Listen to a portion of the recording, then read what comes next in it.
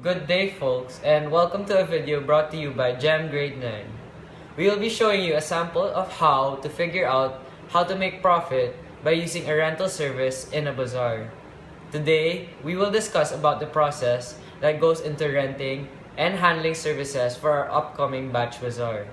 The purpose of knowing how renting goods works is that it helps us understand how to tackle situations we may encounter in our upcoming batch bazaar.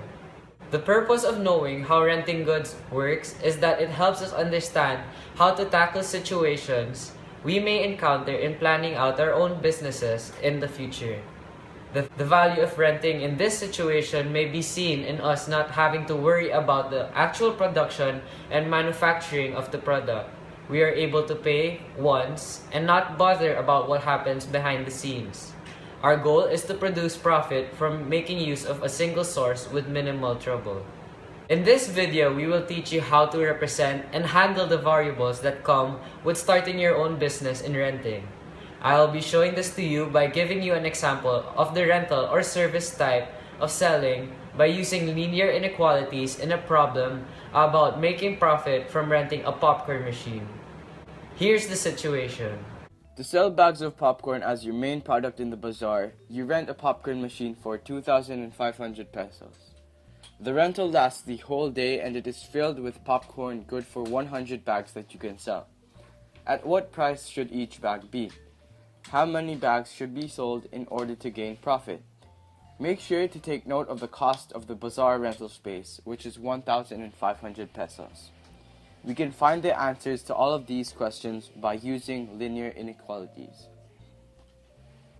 Now for the representation, we have P as the selling price and B for the number of bags. Now for step 1, we write P times 100 is greater than or equal to 2,500 plus 1,500.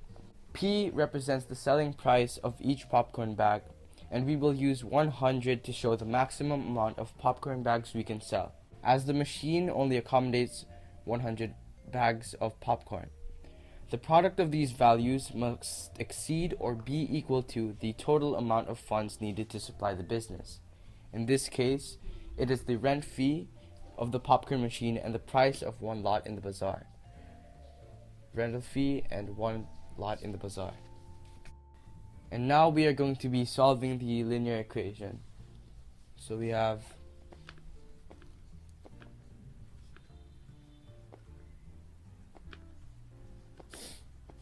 and P, which is greater than or equal to 40. After solving the inequality, we have determined the minimum price, which is 40 pesos per bag.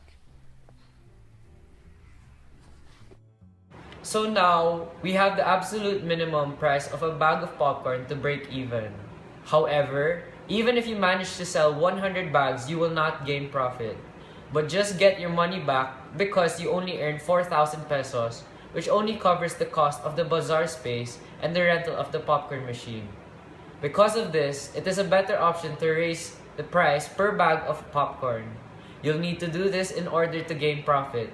And in order to know how many bags you need to sell at 50 pesos, we can use another linear inequality. Step number 2. B times 50 is greater than or equal to 4,000.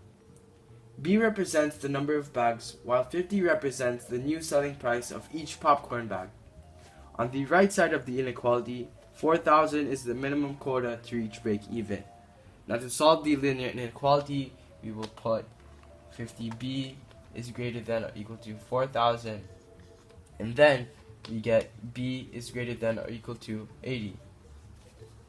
After solving the inequality, we have determined the minimum bags needed to sell at 50 pesos, which is 80 bags. Once simplified, we achieve this inequality. B is greater than or equal to 80, which means that to achieve break-even at minimum, we must sell at least 80 bags of popcorn. Now, this means if we sell more than 80 bags of popcorn, we can make a profit, which is possible to do unlike having the selling price at just 40 pesos. Just a reminder, we can replace the selling price with any number we think can generate more profit for us.